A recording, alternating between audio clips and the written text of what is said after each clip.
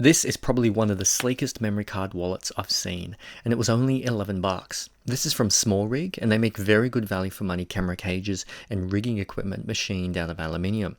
In more recent years, they've been branching out making other things like phone cases and tools. It uses this positive indent ball bearing mechanism to lock the outer casing, which is aluminium, but the inside is unfortunately made of plastic. It stores up to 3 SD cards, 2 micro SD or trans flash cards, and it has a SIM tray and SIM pin as well. Unfortunately, the wallet doesn't come in other specs, so you're out of luck if you use CF Express or XQDs. I do wish they made it so you could store more memory cards on the other side. It would make it marginally thicker, but it would effectively double the amount of cards you could fit on this. It's too thick to fit like a credit card in your wallet anyway, so they might as well have made it a few millimeters thicker. Here's how it compares against a credit card. It's similar in size, but a lot thicker. It compares a little more closely like the Samsung SSDs, like my T5 here.